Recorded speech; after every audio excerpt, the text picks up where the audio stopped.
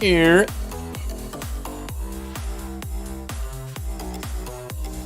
What's up, chat? Gun here and non-hoodie Raj.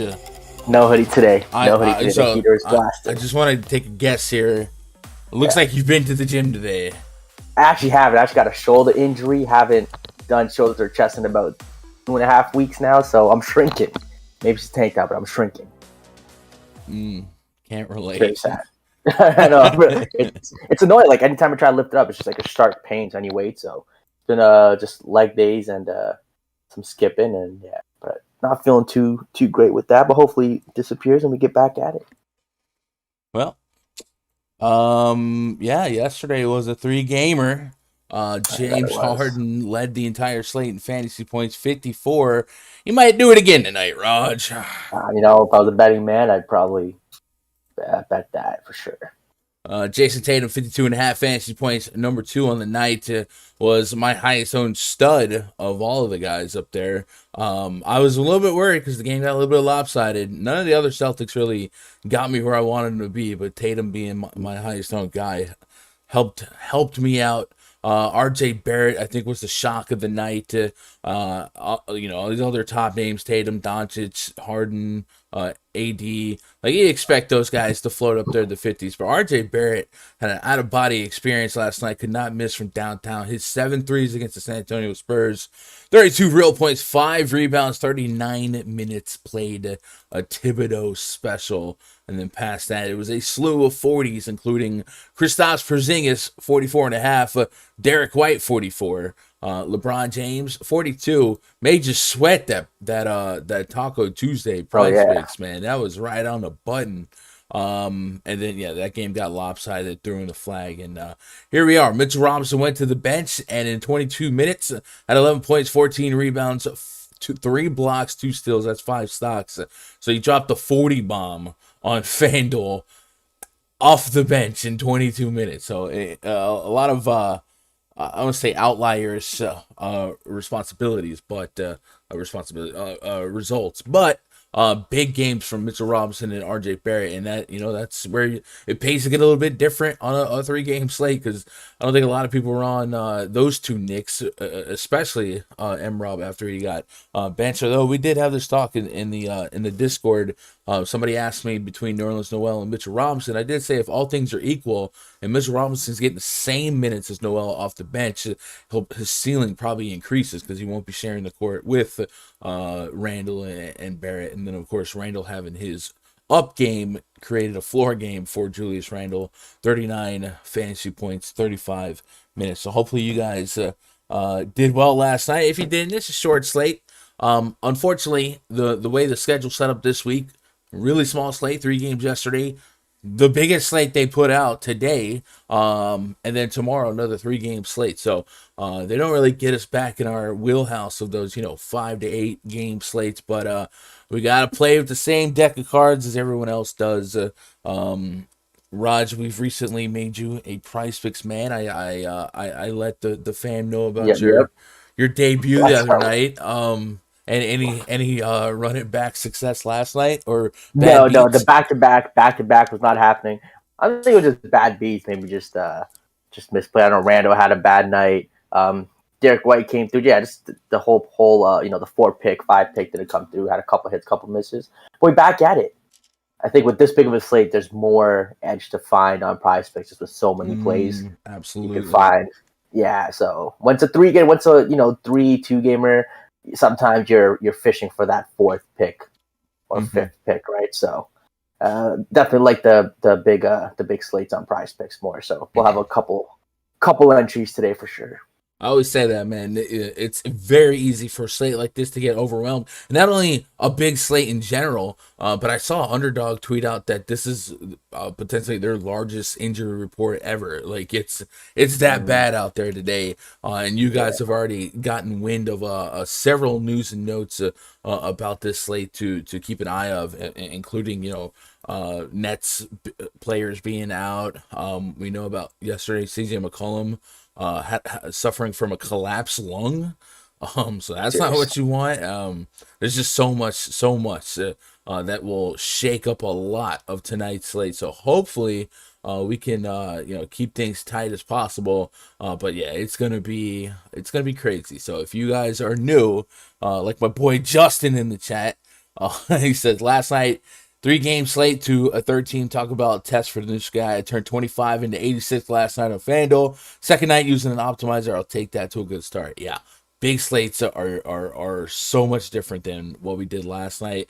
So even if so, it's hard to be. I always say don't be results oriented if your process is strong. But it's even more so hard to be like wondering if you're in the right lane because of how different last night's slate is to this slate, and how the top lineup on a big slate like this will almost always be over 400 fantasy points in this day and age. So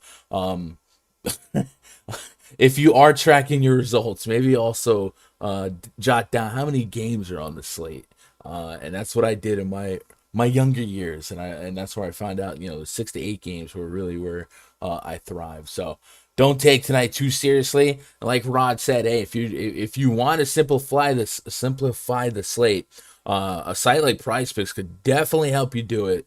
So if you guys want to check that out, PrizePicks.com, promo code Gundacker. I'll put a link in the chat. We'll talk more about that later on today, but man, we have so much to cover, and hopefully we can get you out of here within 2 hours. But what's up, chat? Jay Smooth, Travis Hall, Danny, Mia Moore. She filled in for you yesterday, Raj. How'd that go? It went all right. Didn't do too bad. Cool. Fish fan in the chat. My boy Luke in the chat says finished second in my small dollar app last night for 375. Not bad for 50 cents. Yeah. Yo, Luke, hit me up on Twitter. I got an idea for you about your content. I want to run it by you. Dang lazy mofo. What up? E made it happen. Van Dam NYC says Mo Bamba night. What's up, Gunnar Raj? What up, Crispy? Smeezy in the chat. Oh my god, my chat just like went nuts updating. I think I got everybody. If I missed you, just be in the chat. I'll find you. What up, Frank? And beat 100 bomb incoming. Let's go, baby. Fish said it was better than having you, Raj. Thoughts? Shout out Fish. I mean, that's just Fish, I think Fish has a crush on me. Like grade 3, when people, you just like make fun of the person you got a crush on. I think Fish has a crush on me. Understandable, Fish. I don't blame you. What up, Frank? Josh plays DFS. Ben snapping. E Brown. Let's talk some NBA. Let me get the breakdown screen going. Boom, smooth transition. Yeah, we gotta get a Christmas theme going. I'll probably drop it on you Monday. How about that? Hey, get some Michael Bublé popping. Hey, well, so the way YouTube works is no. True. But maybe give Michael Bublé a call. Be like, hey, can I get right today? Permission? I'll get Christmas song. I'll get Macau, like Macau Bridges. All right, let me lower the font settings here. Chat, the stream is brought to you by RunDFS.com. That's the place where we don't just play DFS. We run DFS. If you guys want access to my personal spreadsheet, my personal player pool projections, and just want a way to expedite your daily research process in a simple, easy to understand manner, unlike my English, go to RunDFS.com. Find a membership right for you. If you watched yesterday's stream, there was a promo code or a coupon code announced that is still active, but it's only for those who watched yesterday's stream and hit the thumbs up. So maybe check that out. Let's talk some basketball. Game number 1, we gotta get Thoman. Chicago Bulls at the Cleveland Cavaliers. The projected starting 5 for the. Actually, should I do the news first, just to give you guys the skibby here? Luka Doncic questionable, Jokic probable, Jaylen Brown to be determined, Harrison Barnes questionable, Tyrese Maxey plans to play, Will Barton questionable, Anthony Simons questionable, Caleb Martin questionable, Josh Hart questionable, and this is what I was talking about earlier. It says they had 100 3 total players on Monday's injury report. They're at 117 and counting for today. So it's going to be one of those days. You know what I'm saying? Keep your head on a swivel. Today is Wednesday, right? So we are looking forward. LMA is out. Durant's out as well. We knew that. Will Barton's questionable. We just talked about that. The Cat's available. So those are the big ones. In chat, if stuff drops, I'm sure stuff will drop throughout this stream. Be sure to let me know in chat. I'm sure Danny will keep an eye on it as well. Anyway, Bulls project starting 5. Lonzo Ball. Ayo, the Sun Moo. Zach LaVine, Derrick Jones Jr., Nikola Vucevic taking on Darius Garland, Isaac Okoro, Larry Markkinen, Evan Mobley, and Jarrett Allen. We got a 211.5 total 3-point spread in favor of the home team, Cleveland Cavaliers.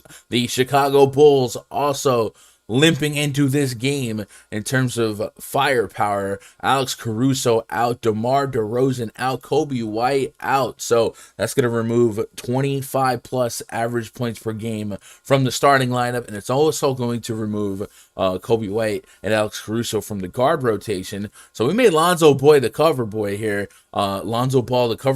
and the reason being is because it's hard to get him away from a 40-minute projection, and you assume if he is a point per minute, it might get you that 40 plus fantasy points. Now, since that thumbnail has been dropped, some other big spots have opened up, so I'm not as married to Lonzo Ball as I was earlier, but I'm still going to be right there on him. I do believe his shot volume can only increase in the absence of DeMar DeRozan, and the minutes being what they are. There's plenty of peripherals to go around. A team like the Cavaliers can also feed his steal addiction. 1.7 steals per game, and the Cavs, I believe at last glance, were top 4 in steals per game allowed. They're allowing 9 steals per game. So in context of the entire league, if we sort it from most to least, that would put them second behind only the Houston Rockets. So check out some Lonzo Ball if you want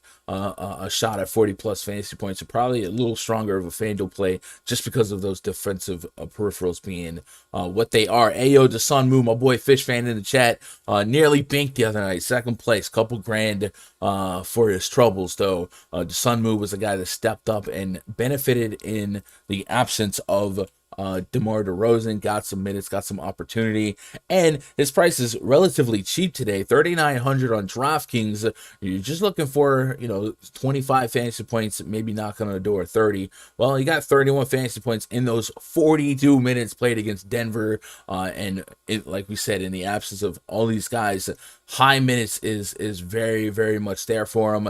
We might get concerned that he wasn't a point per minute or anything like that, and maybe the 40-minute projection, it won't be something they want him to play game to game. Maybe it's going to be closer to 30, but it's somebody to put in your back pocket, keeping a player pool. And then Zach LaVine, him and DeRozan were the guys averaging 25 real points apiece. So if we're already building on his high real point floor, we can add to it with some more potential buckets in the absence of DeRozan. Derrick Jones Jr. is usually not typically a factor in many lineups, but minutes equal money, and his price is still pretty suppressed. The projection likes him for about 28 Fanduel points, 26 DraftKings points.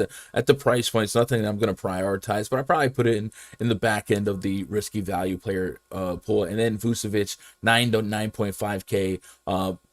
Shot at 40 plus, 50 plus fantasy points. I need that 50. The FanDuel projection did come back with a 50. So you can really sell me on a lot of Bulls players here, but I think it can't be overstated enough. It just seems like slate to slate. People really forget that the Cavs are kind of good on defense right now, and they're not the same. They're not your daddy's Cavs. They're pretty decent. So I think with the Bulls missing one of their best scorers, it's up in the air, and the Cavs are actually favored here. So do you have any leans on the Cavs here? I think the Bulls kind of right themselves, and the prices are pretty right. But any Cavs that you think might go under the radar that you like? I think Darius Garland is always a GPP play, 7,700. Kind of reminds me of like the Cole Anthony play, where he has that 50-point upside, but also has a floor in the high 20s. In this spot with Chicago down DeRozan, I don't hate it. 7,700, 50 bomb is there. Jared Allen at 8,200, I think, is intriguing. Another possible 50 bomb. He's been playing great lately, past few games, 38, 32, 37 minutes, 52, 41, 39 DKP. Could be a 20 and 10 spot for him. So I think they're great tournament plays. Am I going to lock them in? No, but I think both those guys have 50-point upside at their prices, which will get it done. On the Chicago side, they're all priced now at a point where, they expect DeRozan and those guys to be out. I think Lonzo Ball definitely has the most meat on the bone there at 7,500, where he can get you in the high 40s, so I don't hate that call. But in terms of Vooch and Zach LaVine at their prices, it would probably be tough to get to Zach LaVine at 10-5. Boom. All right. Getting caught up on chat here. By the way, shout out to I think that's Hector. I'm not sure. Somebody got a week pass through RunDFS.com. I like to shout you guys out, but this looks like it's from a business account, so I don't want to snitch on the business. Anyway, get caught up on chat here. What did I miss? What up, conglomerate beat makers listening for 3-4 years now? Always looking for the show every day. Man, I appreciate that. That's love. What up, Earth to Air? You guys doing all right? Pocket quarterback Lamar Jackson. Shout out to him. He was in the Twitch chat the other night. Damron in the chat says no. Sean V with his daily hate on professional athletes, and I'm gonna ignore that for now. I ain't got time for that. Travis says, would plugging a player's standard deviation into the random percentage be helpful, or should I keep it 5% across the board? Plugging a player's, I mean, it wouldn't, like, it would be fine, but I tend to just put my randomness is 20. Whatever your randomness is, leave it at that. I just don't know if it would be the most efficient use of your time today. If you have a really good projection source, randomness on that is probably going to compensate enough for the standard deviation that I wouldn't be too concerned about it, unless you had just like a wild pool and you're really trying to clamp down on the boom and failure probability of a play versus its ownership. But for the most part, like, if you're only running a couple of lineups, I wouldn't really need to get to the standard deviation to randomness, tighten those screws all the way, because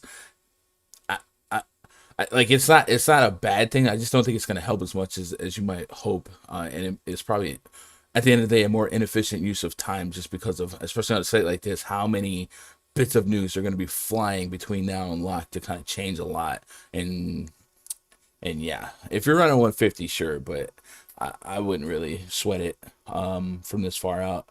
Catch pick again last night thanks to Barrett. Let's get another one. What's up, Arizona Drama? Let's go. What up, Dez in the chat?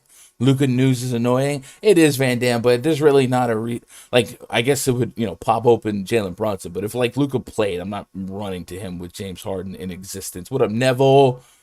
Hit the Quan. Josh Gilham. You guys trickle in here, man. I appreciate you guys. Hit that thumbs up while you're at it before you get nestled in here. Then lean back. If you got that pen and paper out, hey, pop that out too. Get that bang ready. I actually got a cup of water today. So it's out of a red Solo cup. So if you guys are out there thinking the bad things, I promise. Quick note: PrizePicks points, James Harden points prop was at 28, and it jumped to 30.5 in like 60 seconds. That's not. Yeah. It's still low. It seems like. Yeah, so still smash it. Probably gonna be at like 35, closer to lock. What up, Ty Jones? You doing all right? Washington Wizards at the Detroit Pistons. Projects 35 for the Wizards. Spencer Dinwiddie, Bradley Beal, Kentavious Caldwell Pope, Kyle Kuzma, and Daniel Gafford taking out Killian Hayes, Cade Cunningham, Sadiq Bey, Jeremy Grant, Isaiah Stewart. 210.5 is our total 5-point spread in favor of the visiting Washington Wizards. Spencer, Jesus, dude, I have one of the dumbest people I know spamming me in my Facebook messages right now. It's just like so distracting. This is one of the like unremarkable games of the slate, right? As big as this slate is, there's gonna be a couple games that I just like nominate to not have any piece of, and I feel like this might be a game that gets to that spot. as I get Slack notice. Daniel Gafford's a kind of a name that is somewhat appealing just because he has shown some upside at a $4,700 price point. Same with Montrezl Harrell, kind of like yesterday. If the minutes are equal, I kind of lean towards Harrell a little bit more, even if Harrell, I got Harrell winning the seesaw in the minutes battle. But I don't see any of these starters for the Wizards becoming a priority for me. Dinwiddie, you can have fun with Dinwiddie back in Detroit under 6K. Sure, I guess a 30 fantasy point projection is what I got there. But there's nothing here that just feels like I have to go get a ton of. But I guess I would say that the Wizards haven't been this cheap as a group, right? We haven't seen Beal this far under 9K on DK in a while. Kyle Kuzma's under 6K. So I guess there is some merit in thinking about the Wizards in terms of their individual ability to pay off their price tag here. But it's just we expect a meager total. We expect a low pace on this big of a slate. I'm not even that enamored by a guy that's shooting for 5.5x. I really need some ceiling production here. So I don't know. Maybe you can spin it differently, but I don't really think I'm going to prioritize this game. On the Pistons side, Cade Cunningham's at a proper price, 7.7K on FanDuel, 7,600 on DK. Jeremy Grant's almost 8K on both sites. Those are guys that I need over 40 fantasy points from. The projection isn't like crushing it at their price points here. So I feel like I can even make stronger cases for the Wizards than the Pistons here, but nothing really is driving home here in the grand scheme of how big this slate is when I really want to focus on ceiling and getting to that ceiling at a decent clip. What are you thinking with Pistons and Wizards? Yeah, I mean, Washington's not a team that you want to target this year. They're definitely the top half of defensive rating this year. They're not that fast of a team pace wise, so they're not a team you want to target. These Detroit guys, Jeremy Grant has been on a little bit of a tear. Definitely found a shooting stroke at a 7,800, close to 8K on DK. It'll be tough to get them with these other studs here on the slate. Like said, Cade Cunningham, 7,600. He's a little up and down. He'll have those 20 plus real life points, 10 plus assist games, and he'll also have floor games. So not a guy that I'd lock in, but I think he falls into that Darius Garland, Cole Anthony kind of spot where in the 7Ks they can get you a 50. So I think Cunningham could definitely be in the pool. In the Washington side, Bradley Beal at 8,600 just feels too cheap against the Pistons. He hasn't had a spot where he's won you the slate in over 10 games now. You'll take 40 plus, but that 50 kind of 60 DKP game is coming. So at 8,600, I don't think it's terrible to take a shot at Bradley Beal. Yeah, we say it's coming, but again, his upside was coming from having to compensate for the league's worst defense and while running one of the league's fastest paces. So it may not be coming, right? I think, if he'll have a 50 here and there, but yeah, 8K is more welcoming than he's ever been. Chat, if you guys got any favorite plays from that game, let me know in the chat. I think Cade Cunningham, maybe I could see him keep sustaining that high usage rate, same with Jeremy Grant, but it's an unremarkable spot. So as we go game by game, man, let me know in chat who you're digging from each game, and as I check in, I'm trying to really conserve time here, that way we can spend it on the games that really matter, and I don't know that game's going to be too nutty by the end of the night. Moving on to the next game here, Knicks at the Pacers, project starting 5 for the Knicks. Alec Brooks, RJ Barrett, Evan Fournier, Julius Randle, Nerlens Noel taking on Malcolm Brogdon, Chris Duarte, Karis LeVert, Domantas Sabonis, and Miles Turner. We got 209 total, 5-point spread in favor of the home team. Indiana Pacers, Knicks coming off a back-to-back yesterday. Yesterday, RJ Barrett, we talked about it, one of the best plays on the 3-game slate. He remains at 5,300. For me, that's bringing back a decent projection around 30 fantasy points. I wonder if there's going to be a lot of point chasing, and I also wonder if that's just like a positive lineup that Thibodeau put out for him, and if those type of minutes are going to continue to be there for him, not unlike a Tom Thibodeau minute rotation to really feed minutes to his big dogs. It's also not unlike Thibodeau to feed his hot hands, and we've seen that play out throughout the season. So maybe RJ Barrett was in his perceived as hot, so you just let RJ Barrett stay out there and do what he does. So I'm probably going to be extra cautious with RJ Barrett. I'm very interested to see where the field might land on him after last night. Alec Brooks, another name that I think has a little bit of room for upside at his price point on both sites. 30 plus fantasy points is what the projection came back on.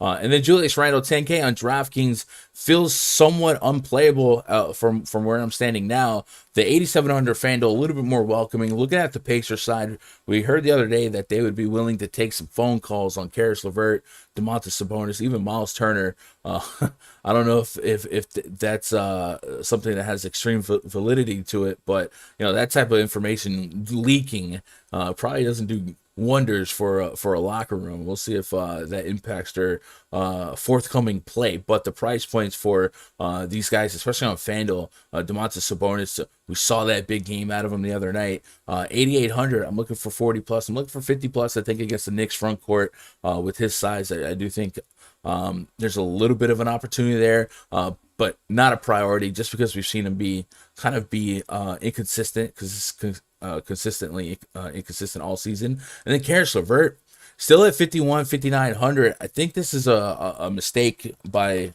especially FanDuel. I think 30 plus fantasy points is a very realistic range of outcome, and we saw that big game the other night. Remember, TJ McConnell is going to be out for several weeks, so as they start overlapping in their rotation, there's going to be more ball handling to go around, and there's going to be more opportunity for Karis LeVert to pick it up. 16 and 18 shot attempts his last two games, tougher perceived defenses than the Knicks, and then we also know the Knicks, they play a lot of three ball, dare you to do it. They shoot the three, and so do and they force other teams to shoot the three. And Karis LeVert, it's not unlike him to come out and take 5 to 7 shots from behind the arc. So maybe he's a little bit more scoring dependent than we want him to be. But at 5,900 and 51 on FanDuel, 20 plus real points is a good starting point, and we know he'll get enough peripherals in the meantime to kind of make it worth it. So LeVert kind of sticks out to me. Is there any high tier guys in this game poking at you from this far out? High tier guys in this game. Indiana, New York, I think it's just a game that I might just cross off my list on DK.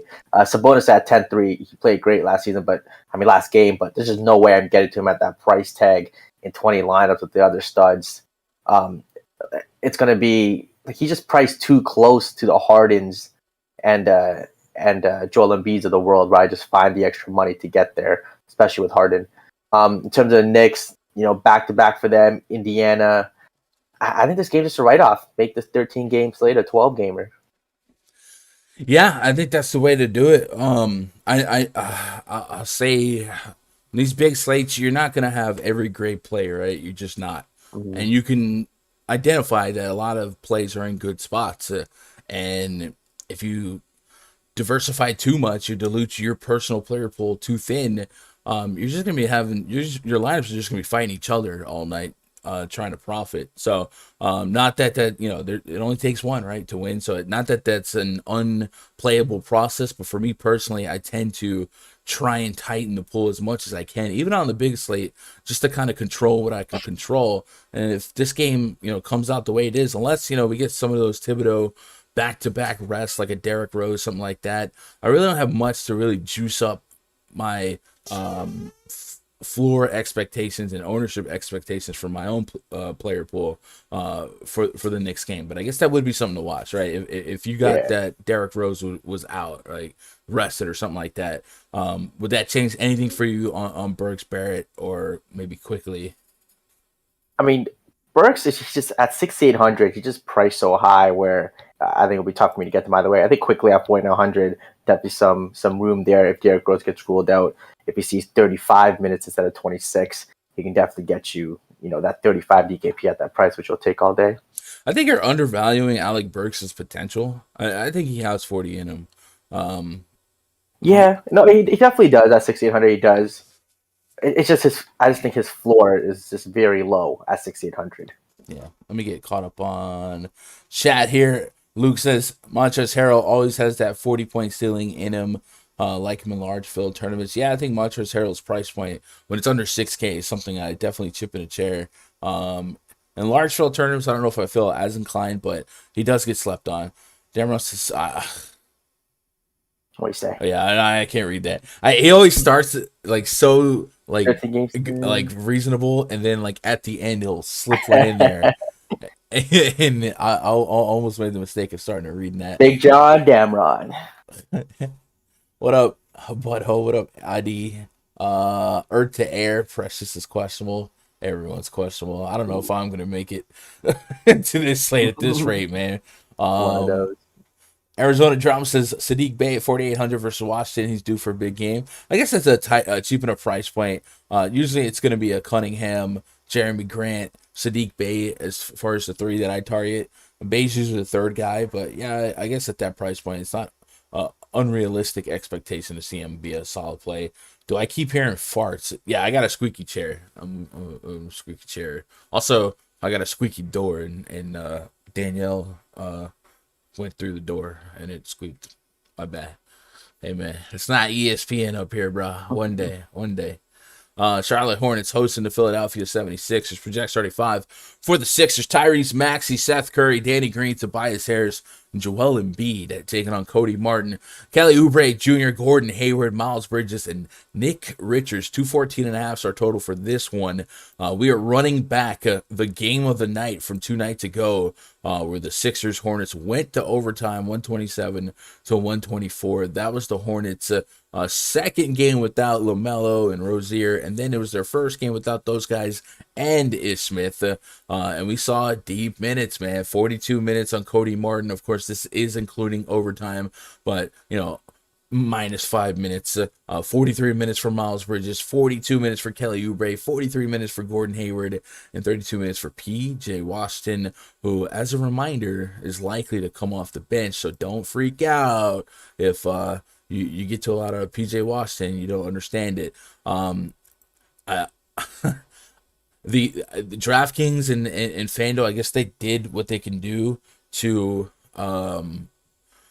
correct the pricing for this time frame of the Hornets in their life without LaMelo and Rozier and whatnot, and with these deep minute projections. So we have seen Cody Martin get to 5K on both sites. We have seen Kelly Oubre get to 6,800 on FanDuel, 75 on DraftKings. Gordon Hayward 78 on FanDuel, 76 on DraftKings. Miles Bridges 84 on FanDuel, 82 on DraftKings. All these guys could play upwards of 40 minutes. Is the pricing corrected enough to get you all the way off of these guys? And then lead me into what you're doing with Joel Embiid on a slate that has opened up and given us James Harden against you-know-who. Where do we start with this game? Because it felt like the other night, we're like, oh, they're running it back in 2 days. We just reload. But the prices were fixed. What are you thinking here? I mean, so with the prices the way they are, I think the one guy who I still think is a lock and load for me is definitely Kelly Oubre. I just think he's good for 20 plus real life points. You're going to get some peripherals. That $7,500 price tag definitely will scare some people away. But I'll take the 40, and we saw the upside. So 40 plus, still possible 50 here. I'll take that at that price. I think guys like Bridges at 8-2, not running to play him. Even like a guy like Gordon Hayward at 7-6, not running to play him. PJ Washington shot very well last time. He shot 6 for 17, 4-11 from 3. He picked up 3 blocks. Is that 6-8? I just don't feel comfortable. Last game I thought he'd get in a lot of foul trouble too. He got 4 fouls.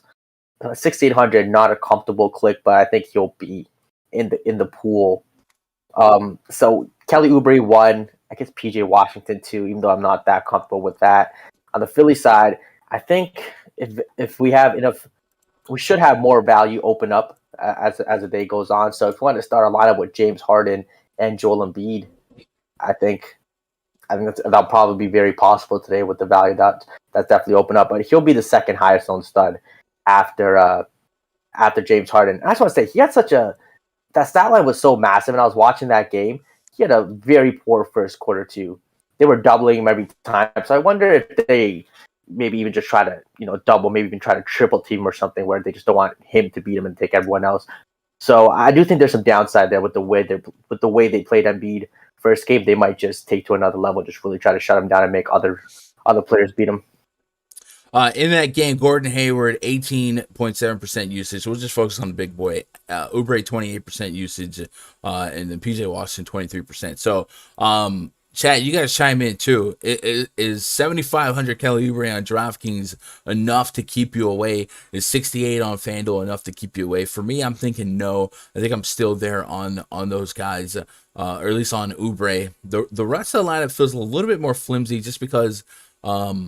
I don't know. Like, I just don't trust Hayward to be a smash play on how big this slate is. Where I need 40 plus. The projection's nice and pretty modest for all of these guys, considering their price point. But I feel like the minutes are just too much to pass up here. So I'm with you on that. As far as that Embiid take, like, Embiid is Embiid. He'll likely get you 50, 60 fantasy points in this one, in this matchup. If I go to my player projections tab here, and I sort it from highest projection to least, I'm see how high Embiid was. He's probably one, if not top three. Maybe Harden shot up. So let me go Z to A. Josh says no Oubre for me. Encore says Tsunami Poppy is a fade. I have Embiid top 5 in raw points. I think I could see that going up. Also, you might look for the Tyrese Maxey news.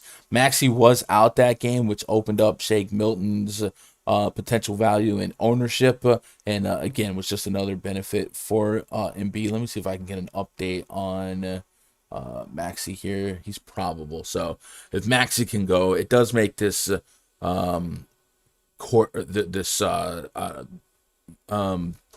a little bit murkier. Seth Curry, I think, is at an obtainable price point. It's always fun when one of the Curry boys plays in Charlotte, right? Dad's usually on the call, right? So maybe Seth Curry lights it up at 56, 5,400 while his pops is watching.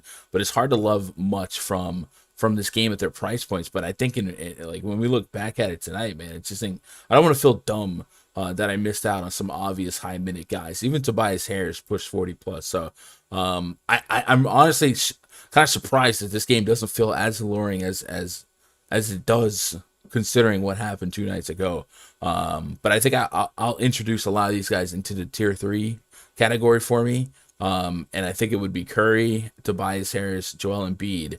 I'd meditate on Maxey. I don't think I'm that blown away by Maxey here. And then on the Hornets side, I'll definitely have.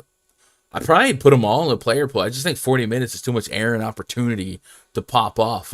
And even Cody Martin, right? 5K and his results have been not that stellar, but just 5K for that type of minutes, you just never know. So in 50 to 100, I definitely think they're tier 3 for me. I think Kelly Oubre, I really have to meditate on whether or not put him at high tier 2, potentially tier 1. If you were running 20 lineups on DK tonight, how much Kelly Oubre?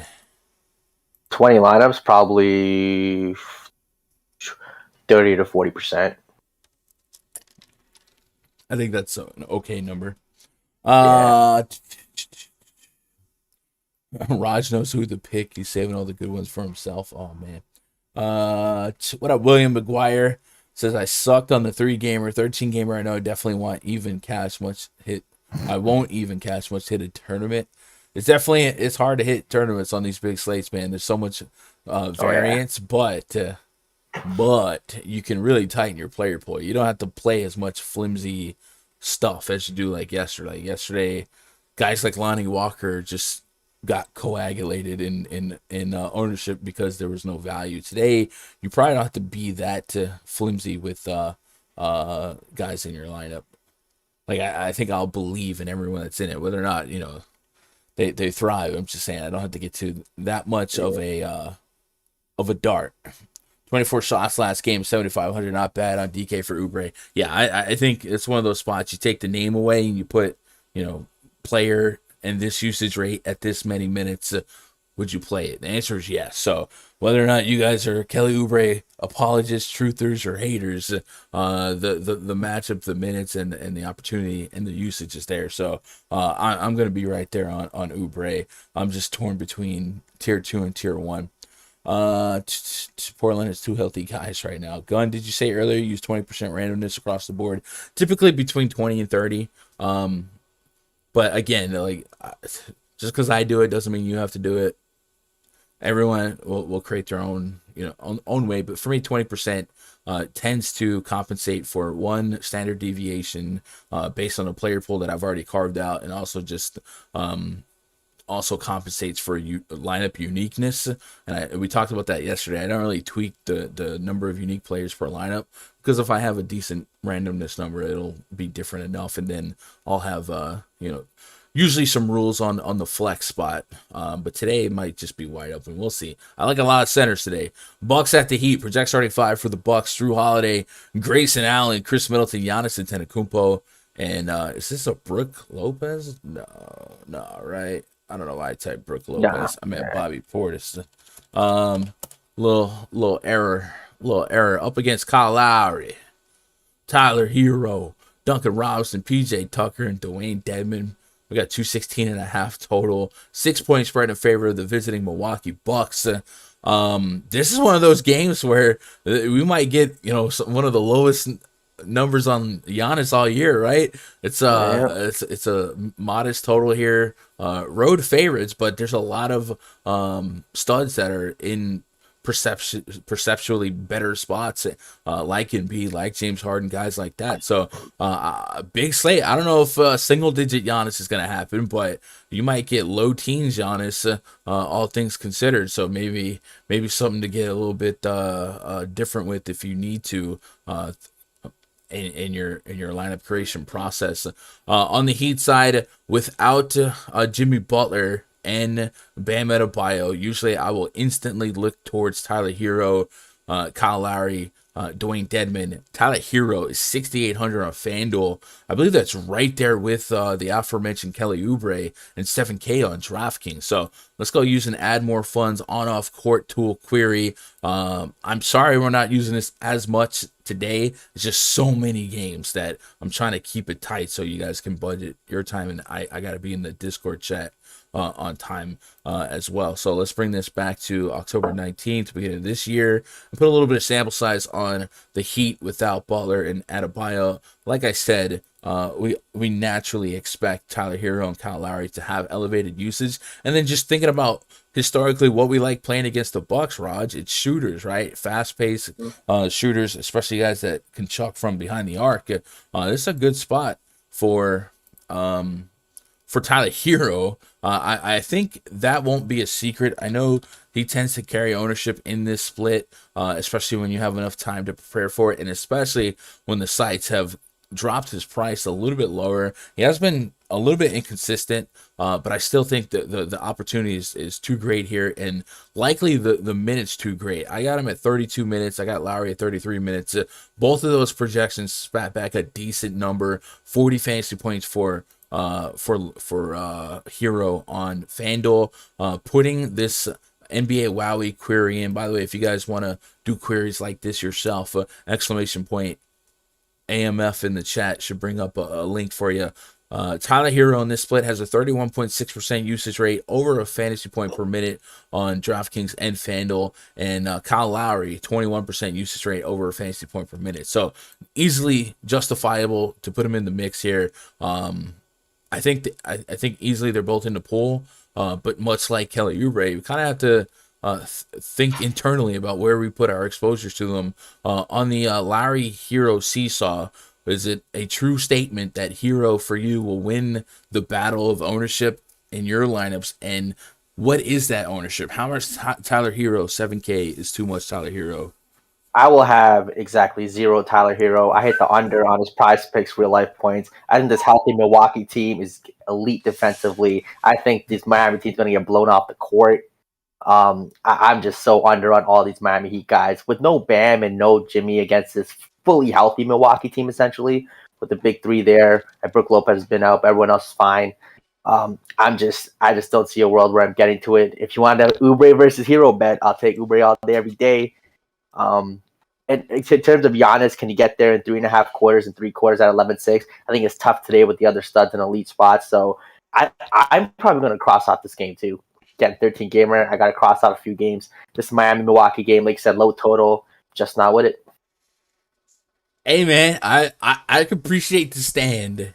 Yeah, I can appreciate the stand.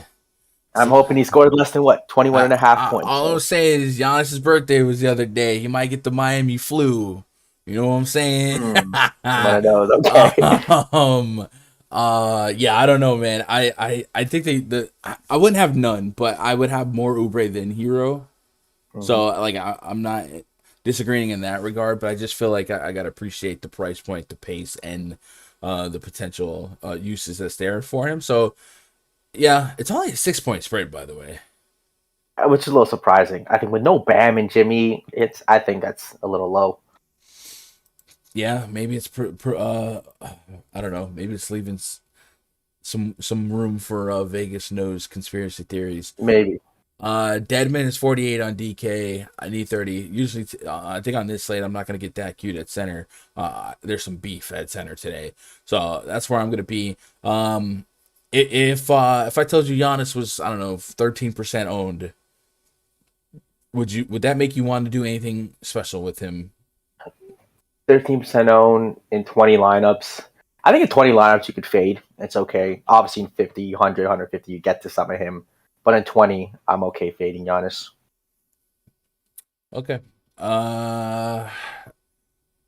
Yeah, I'm trying to make cases for much here, but there's some big prices on the Bucks here for Giannis being in, right? Drew Holiday's about 8K, Middleton's over 7, Bobby Porter's knocking on the door of 7 plus. So don't really feel like we're getting a great deal. And these are almost like Giannis out price points. So yeah, for the most part, I'm not that sold on this game, but I think Tyler Hero is somebody that if we looked up later and he had 20, 30 real points, it got hot, wouldn't stun me. And then Kyle Lowry 6,500 on FanDuel, soft enough to put in the player pool, not going to be a priority, but soft enough to put in the player pool. 6-point spread, man. It's not that spread's interesting. Again, I think it's really low, but Vegas knows more than me, so yeah.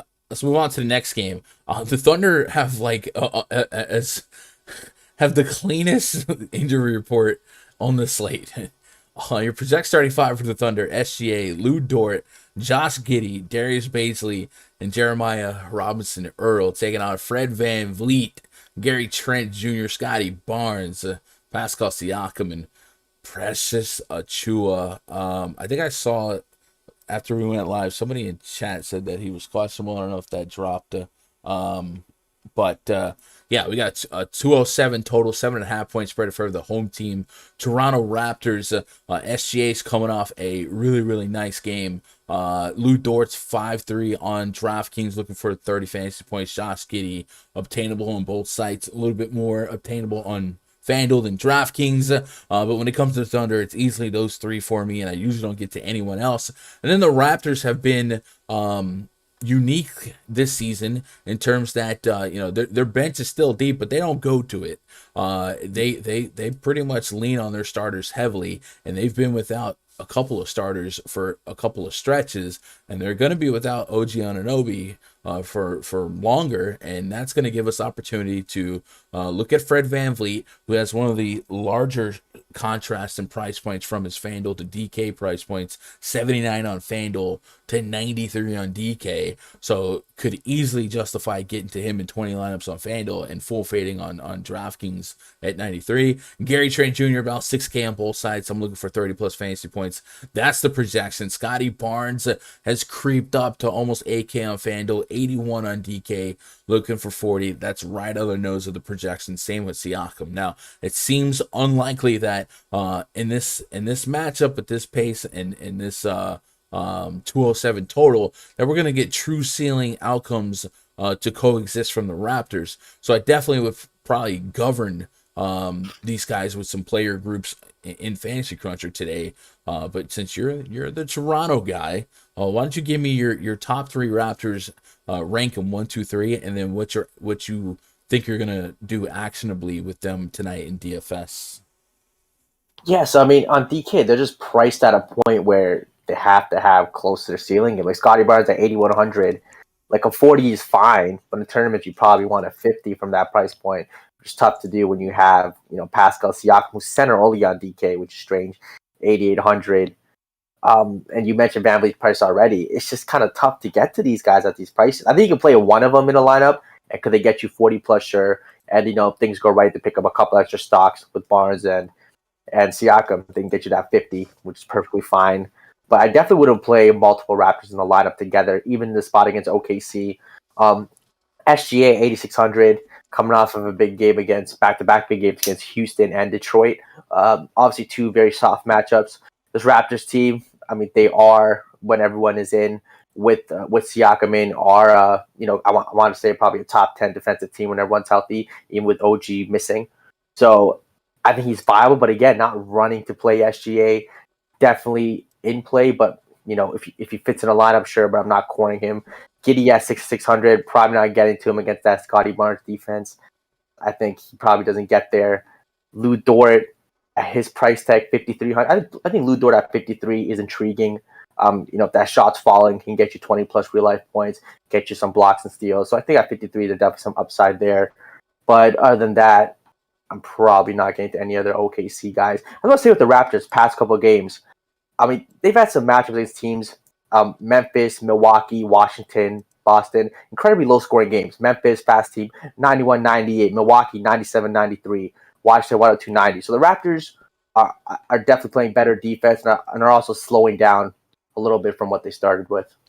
Yeah, I definitely expected some progression on their defensive metrics as they got healthier. I just didn't believe that Siakam and this lineup would be one of the worst defenses. And one of the things to mention, you mentioned defense, the Thunder allow the most blocks per game in the league. So maybe Siakam can have one of those surprising defensive metric games. I'm assuming Precious Achiuwa is good to go. He's an interesting name to mull over. If questionable tag.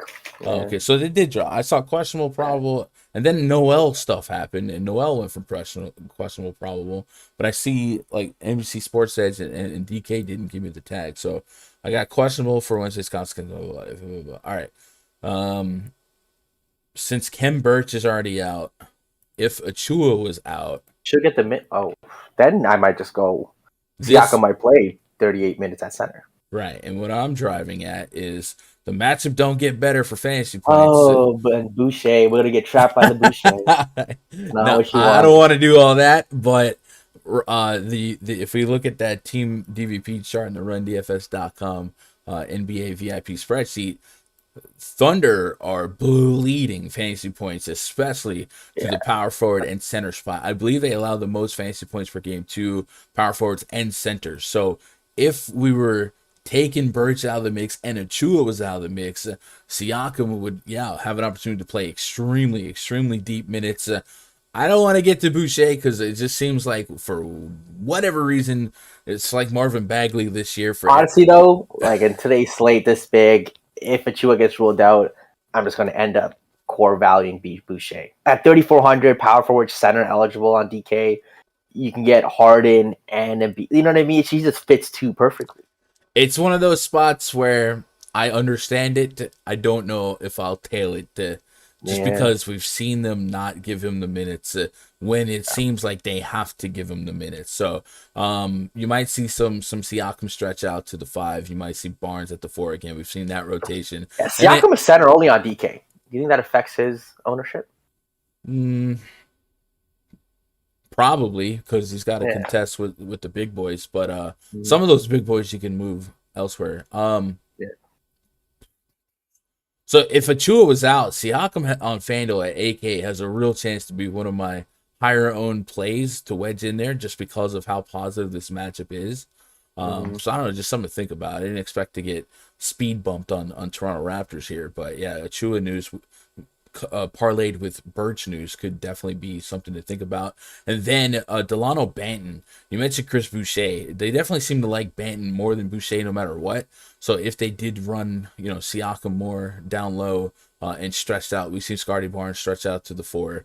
Maybe there's a lineup that would introduce Banton to extra minutes. And we've seen Svi Mikhailiuk start in a scenario similar to this as well. So maybe he would start. So don't get too married to Chris Boucher. If you guys are out there, don't let Raj make you hit the lock button. He played 18 minutes last game, 12 before, 7 before. With these guys out, I mean, that 18 could become. I mean, if you told me he plays 22 minutes, I'd still probably lock him in. And just matchup. But you would never know that. You would never know that. Yeah. So it is what it is. Let me get caught up on chat here. My boy Butthole Jenkins out here trolling the world. Who trolls the world? But James Harden's my lone play in a revenge game. I like it. Sneaky. I didn't even think about that. James Harden? And isn't Kevin Durant out?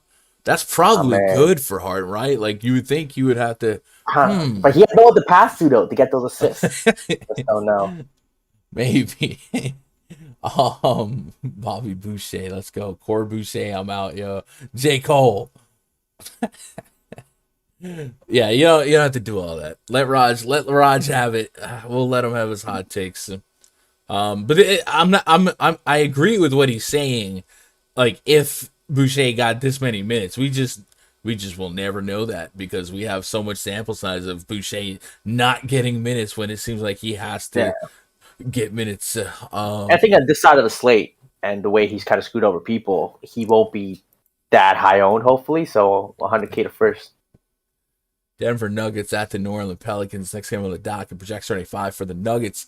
Monte Morris, Will Barton, Aaron Gordon, Jeff Green, and Nikola Jokic. Taking on Devontae Graham, Garrett Temple, Brandon Ingram, Herbert Jones, and Jonas Valanciunas. 212.5 total.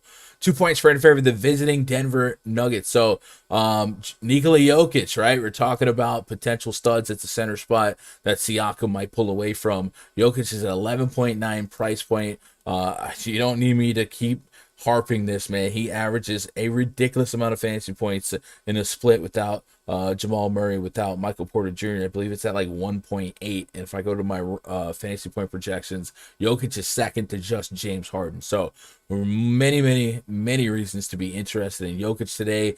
Big projection, big raw points. On a slate like this, you kind of just get forced into, not want to say forced in, but it's easier to studs and scrubs your way to success because the scrubs are a little bit stronger because there's more to choose from. So it's not going to be that hard to get to Jokic. I think you're going to see a lot of double stud lineups on DraftKings and probably some triple stud lineups on Fanduel. So yeah, Jokic's in the mix for me. There are some Q tags lurking and some game time decisions lurking on the Nuggets here. So let me get caught up since I do think it does matter for this slew of games. Bones Highland, everyone relax. He's probable. Will Barton is questionable. He has non-COVID illness, has been listed as questionable. It's a new addition to the injury report, so Barton must have begun feeling under the weather. Yep. Nikola Jokic is probable. Bobo probable. I'm curious though. I want to do a query on Jokic with and without Barton, because I feel like he went from like 1.8 with to 1.6 without, which was kind of weird that he had less fantasy points per minute without Barton. But I just want to see after a couple more games of sample size if that has held up. So Denver, where are you? I'm blind. Chat. Oh, there we go. Raj, Jokic being the price that he is, let's just assume James Harden is 50+% owned. Jokic will probably be, floating up there as one of the more sought after studs. What is your priority level on Jokic? And then any leans on Pelicans exposure? So with Jokic, I mean, I think any slate he's on, he could be the highest owned guy. And I think with James Harden and Joel Embiid in their spots, Jokic might, fall through the cracks a little bit. So I think in tournaments, he's going to be an elite play. So I like that. With Will Barton questionable, I mean, if Will Barton sits, it's just like, I think Jokic has, a 40% use or something insane probably. But I think it opens up guys like Monte Morris who probably have to, be the second kind of leading scorer in the spot. At a 5K, I'd probably core Monte Morris if Will Barton is out. There's just absolutely no one else. And on the New Orleans side, I think I really like Josh Hart's questionable. If he sits, I'm going right back to Brandon Ingram. He's been absolutely smashing lately. Looks like the all-star Brandon Ingram of last year. It's going to chuck all the shots, 20-plus shots here. Past couple of games, 27, 29, 24, 40 real-life points. 9100. I'll take that with Brandon Ingram. But other than that, probably no one else on the New Orleans side that I'm running to play. So with Jokic on the court, without Michael Porter Jr., without Jamal Murray, and with Barton, Jokic has a 32.6% usage rate, 1.8 fantasy point per minute. Without Barton, the usage goes up to 35%, and the per minute is about the same. So it seems like no matter what, Jokic will be super strong. But if Barton did miss, I'm not gonna co-sign this core crap on Monte Morris because he's 5K, Raj. I need 30 to even just be in the conversation on a game on a slate this big. I don't disagree with the play, but not a core play at all.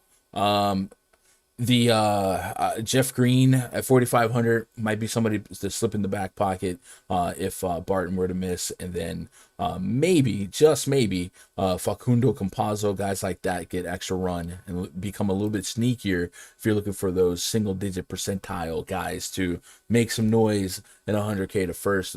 Kind of with you on the no strong leans or warm and fuzzies on the Pelicans, but I would say with Josh Hart being flimsy, I think he's closer to. Is he doubtful? I think he's doubtful. I thought he's questionable. Questionable. He's probably closer to out, is what I was trying to lean on. If Hart is out, him being a big peripheral guy, maybe Brandon Ingram can pop here. And we talked about the price discrepancy on, I think it was Van Vliet from Fanduel to DraftKings. Well, Brandon Ingram also has a pretty big price discrepancy from Fanduel to DraftKings. 91 on DK, but just 7,700 on Fanduel. I definitely think that's a more welcoming spot to be at, and maybe a good run back option if you wanted to correlate somebody to keep Jokic going. Not that that's necessary, but it is an option here. Josh Hart's missed his last 3 games with left knee soreness, and while he did not practice on Tuesday, he's expected to go through Wednesday's shoot around, so expect another update sometime today. So something to watch. If he doesn't play, Garrett Temple has been a guy that has picked up some minutes, some starting opportunities, and at 3,500, maybe he gets you to knocking on the door of 30 fantasy points. And then, just because this is the ultimate 100K to first guy to put in the mix here, let's talk about Willy Hernan Gomez. Damn. Yeah, we're doing this. You want to talk about per minute efficiency, Raj? I mean, this guy has put up some monster numbers several times in his last 10. Now, it's not a constant, right? But several times in his last 10, sometimes blowout induced, but sometimes not. His per minute production is nuts. I mean, we're borderline Boban levels, right? So there's an above 0%. Perhaps you could put the number at 20-30% chance that he could get you 30 fantasy points at 4,400. So don't load him up in cash or single entry. Don't say, "Oh, Gunn told me play him in cash." But if you're out there struggling, or if you have, let's say you have pieces of the first game and there's some stanky stuff happening, you need to maybe add a little bit more upside to some lineups that are probably dead if you don't. Keep Guillermo Hernan Gomez in your back pocket and see what happens. I mean, his big games have come against like elite matchups. Houston, Dallas has been giving up to centers. Before that, Washington, Minnesota. He had a Utah big game against probably Hassan Whiteside, the backup. So, I mean, I guess those big games aren't tougher matchups, but I get it. I mean, aren't easy matchups, but I get it. Let's get caught up on chat. Jaylen Brown just got ruled out. That's good to know. Someone said Baines, though. Which Bane, or do they mean Brown? Let me pull up the Discord. I'm assuming you meant Desmond Payne. I saw Baines. That's what I thought, but I don't see him out, and he's in one of my prize picks, so that'd be annoying.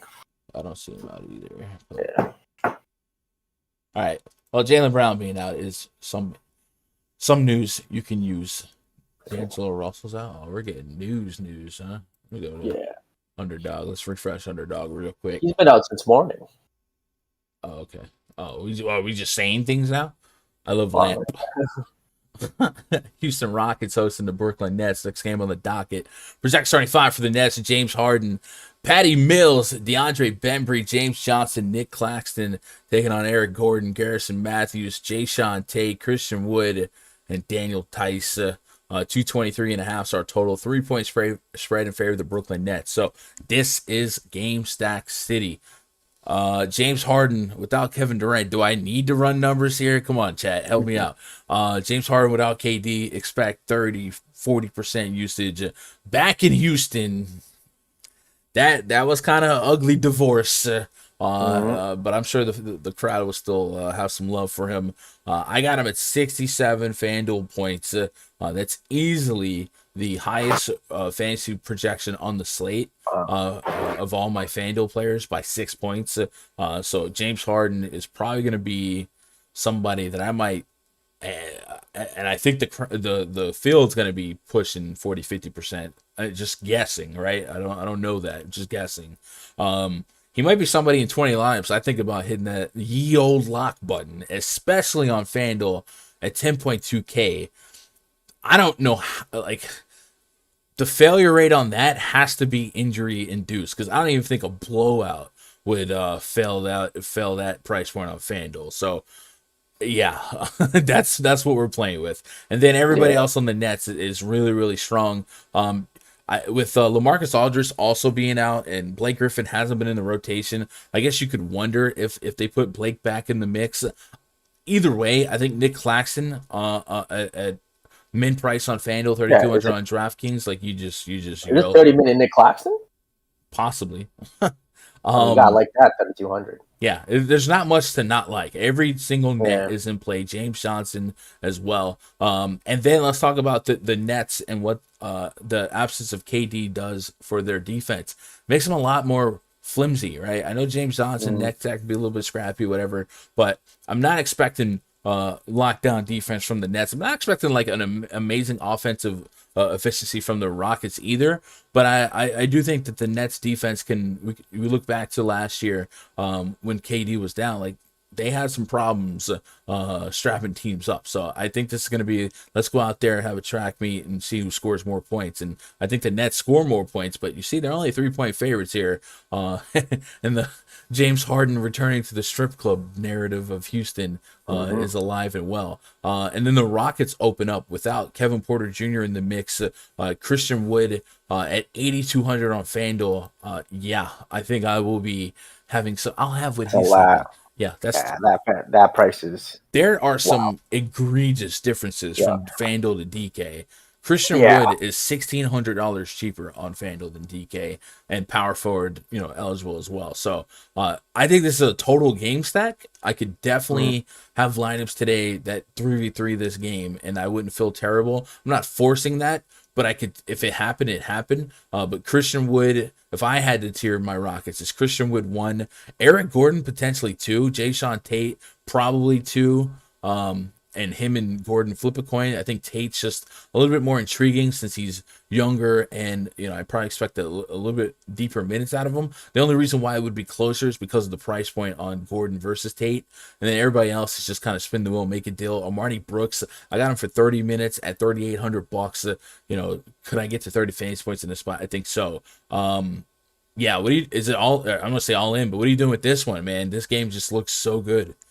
Yeah, you lock and load James Harden. I think Claxton is slowly going to creep up to a tier 1 maybe, or tier 2 or tier 1 play at 3,200. It just seems too cheap with the possible minutes. I think guys like Patty Mills, is probably going to have to chuck second most shots on the team. So him at 4,800 on DK. I mean, he could score 20 real life points here, get some assists, a couple other stocks. So I think he's intriguing.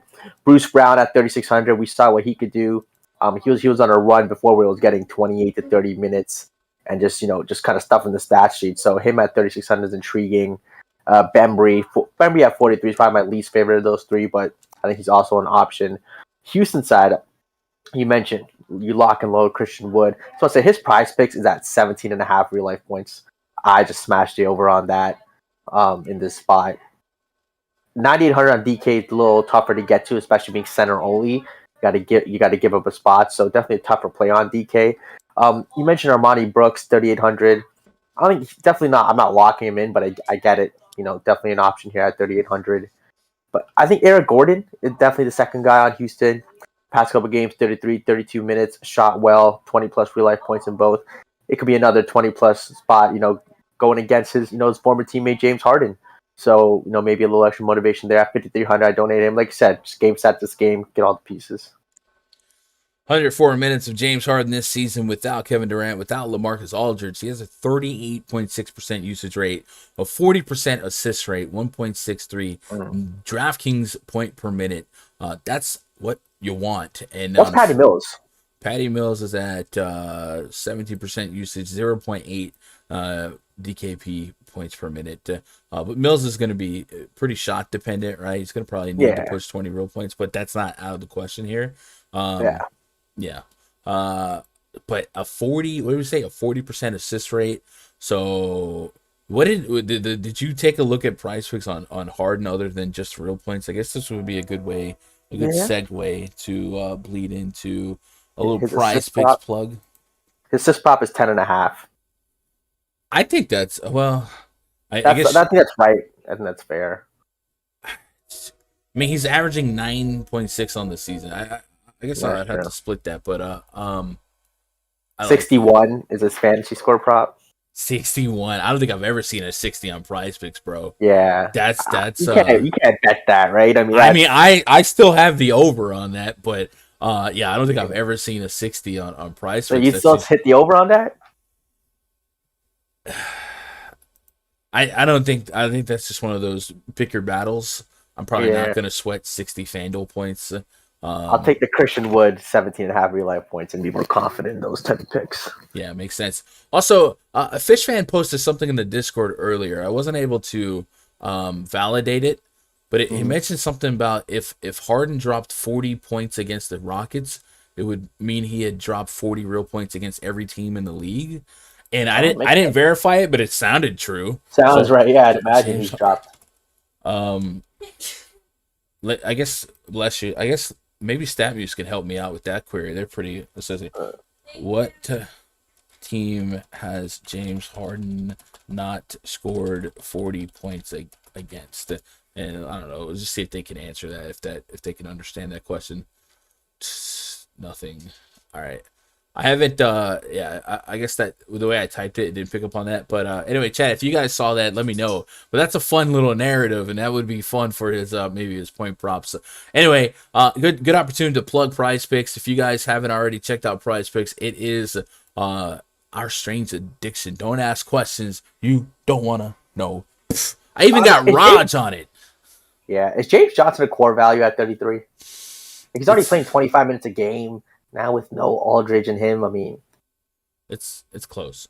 Raj, I'm literally I'm in the middle of a drop. What are you doing, bro? My bad. Oh my god. Anyway, we got Raj on PrizePicks, and he finally won money playing fantasy sports. So if Raj can win, you can win.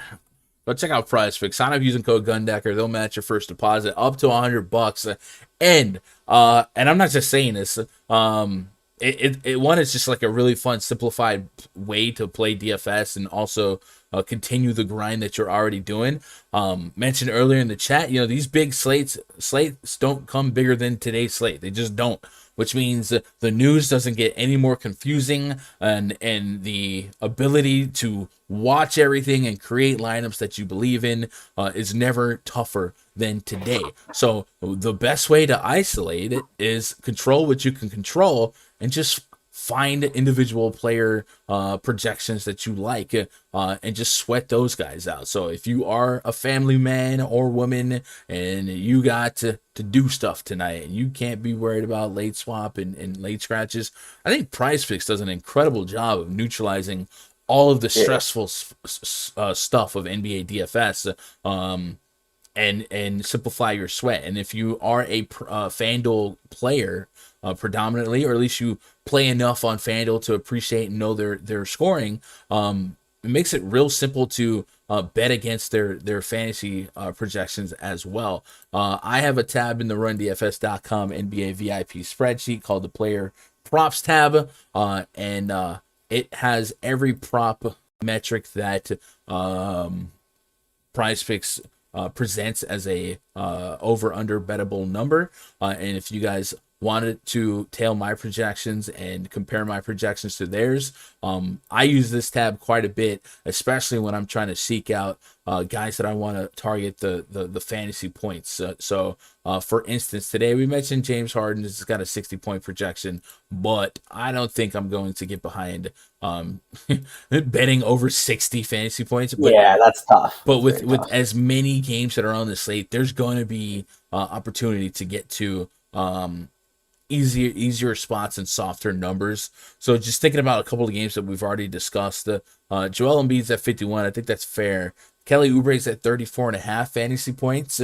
Talked about 40 minutes for him. I think I got him about 40 fantasy points on PrizePicks scoring. Oubre. And I like his 20.5 real points prop too, because I mean, for him to hit that, he's going to need 20 plus real life points.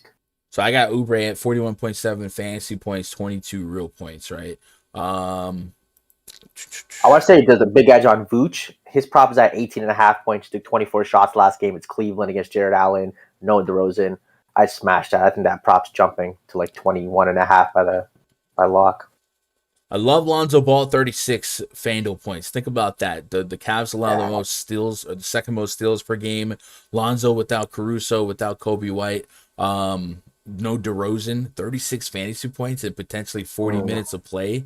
Yeah, I'll take some of that. So, yeah, plenty of easier spots to just find, this guy, right? So, if you are getting frustrated with having to babysit all of the news on this slate, I can't recommend PrizePicks enough to kind of neutralize that and still allow you to enjoy your night and have some action and play.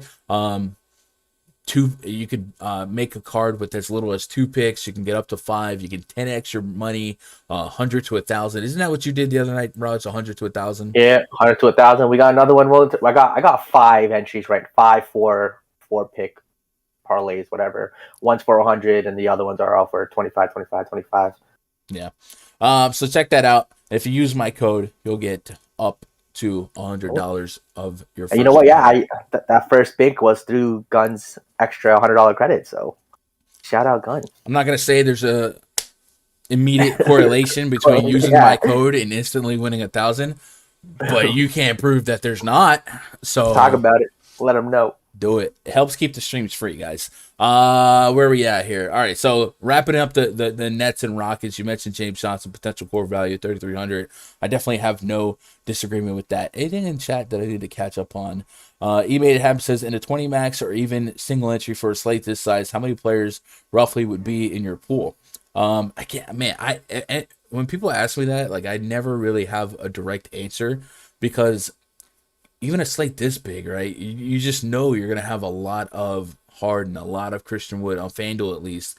Like, I'm going to be pretty concentrated on that. So I'm going to have a strong core based on those guys.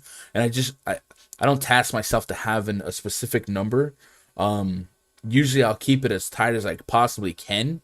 And then when I hit crunch and it's like, we can't give you that many lineups, usually that means I need to up my exposures or add some more value, and then I start doing it. But I don't have a specific number that I think you guys should follow. Maybe some of you grinders out there that do have a specific number, type what your comfort levels is. So if you had a 20 max CSV ready to go, how many players are in your player pool? I'm curious to see where you guys are at. But for me, I don't have a set number. But what I do try and ensure is that I have a set core, 4 to 5 guys that these are the guys that are going to sink or swim me tonight. And then I rotate the tier 2s and tier 3s around those guys. And I think today I definitely have plenty of those players. So, yeah. Raj finally won money. Yep. Bane on Let's Toronto. Go. Bane on Toronto. You lost me there. Yeah, I don't know. Bernard, and a better note, let's break down the slate. Yes, sir. Mark K says, I'm playing FanDuel tonight. I have some goals I want to attain. Let's go, baby. We have a lot of people watching. Hey, guys, all I ask for you is hit that thumbs up and double check that sub button. I haven't given up on the 6K subs by January 1, but it's definitely going to be a Space Jam reach. But if you guys believe ing. Don't let your dreams be dreams. Hit that sub button, and you'll get a fancy little alert if you have pub subs on. And then I guess tomorrow's a 3-game slate. Danielle, who sat in on yesterday's stream, I guess she's she's put it out there. If we get 100 likes, she'll sit in on tomorrow's stream. So if you want a pretty girl to look at while Gunn talks about a 3-game basketball slate, you can make that happen by getting to 100 likes. Utah Jazz at the Minnesota Timberwolves. Next game on the docket: Mike Conley, Donovan Mitchell, Bojan Bogdanovic, Royce O'Neal, Rudy Gobert taking on Patrick Beverly, crossing over with Anthony Edwards, Taurean Prince, Jared Vanderbilt, and Karl Anthony Towns, the Big Cat. Ernie Ladd, 220 is our total, 6.5 point spread in favor of the Utah Jazz. No D'Angelo Russell for the T-Wolves. It's going to up potential usage for Anthony Edwards and especially Karl Anthony Towns. And I specifically remember a scenario like this within the last couple years where I was able to capitalize on Karl Anthony Towns in a tougher matchup against Rudy Gobert with his usage projection going up, and no one played him, and I played him, and I had a really good night that night. So I guess I want to see, first of all, if I'm lying, so we'll pull up StatMuse. But secondly, Raj, on a slate that gives us, a Jokic, a Joel Embiid against the Hornets, James Harden, Karl Anthony Towns is 10.8K on DraftKings, 9.5K on Fanduel. Like, I don't know if the risk reward is as balanced as it was for me the last time I got to this, but do you have any interest in 20 lineups or less and dabbling with Cat at home against the road Jazz? And I think at Utah is the tough matchup, but you take Utah on the road a little bit more. The elements aren't as tough. But without D'Angelo Russell, you lose one of your best players, and you're still going against one of the best teams in basketball. Any Cat love in 20 entries? It's tough. I want to say in tournaments, he's definitely going to be a great play. He'll have no ownership on him. In 20, though, again, I think I'm just okay fading at 10-8. Like at 10-8, it's almost like he has to outscore a Harden. He has to outscore a Joel Embiid. He has to outscore a Jokic. I mean, it's possible, sure, but I mean, how likely really is it? I think if I do play him, it'll definitely be in kind of a game stack type vibe where, I mean, if you want to pair Anthony Edwards and Cat together, you definitely got to pay for it. But I think both these guys have 50 plus fantasy point upside here. If this somehow turns into a shootout, if you want to bring it back with a guy like Donovan Mitchell at 8,700, who's still chucking 20 plus shots every game. If this ends up being a shootout against Minnesota, elite matchup for him. I think that's definitely a way you can get real different in tournaments. But other than that, I mean, if I'm not running 50, 100 lineups, this might even be a game where I'm okay crossing out too. I think the price on Cat's going to be enough to push back on me, right? The risk reward versus some of the other guys here. But I did look it up. It was in 2019. He had a couple 60 bombs there, and Jake, our boy, our residential Utah expert, Rudy Gobert is one of the best defenders in all of basketball. But the further he gets away from the paint, the more susceptible he is for some of these stretch fives, and that's where Cat can thrive, and we've seen that in the past. Without D'Angelo Russell on the court this season, with Anthony Edwards and Cat on the court, we got 285 minutes of sample size. Cat has a 28% usage rate, Anthony Edwards 32%. Cat's averaging $1.25 in terms of fantasy points per minute on FanDuel, 1.29 on DK, and Edwards over 1.1 on both sides. So both those guys do project well per minute. Yes, the matchup gets a little bit tougher, but I'm willing to kind of land here and just kind of bet on minutes equal money plus usage.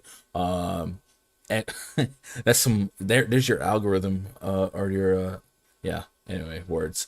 I kind of want to get to some Cat, but I don't think 10.8K is going to be a price point that really where the ends justify the means. But on FanDuel 95, I'm a little bit closer thinking about it, but I don't think I ultimately get there. I would love it if he was like the high eights. How about Anthony Edwards? 83 on FanDuel, 84. Just talked about his usage leading the team. Statistically, the usage is higher, although the points per minute is not, than Cat. Are you stunned tonight if Edwards drops 50 and I'd be a little surprised just because he hasn't had that kind of the games we expected, even with Russell out in some games. At 8,400 though, he's definitely worth taking a shot on. It just comes down to his shot. He's never really been an efficient shooter. So even if he chucks 24 times, he might only make 10 of those, and he just won't get you there. So at 8-4, I'm not running to play him, but again, 100 lineups, deep field tournaments, I don't hate to play, but definitely not in 20 lineups. God dang it, Damron.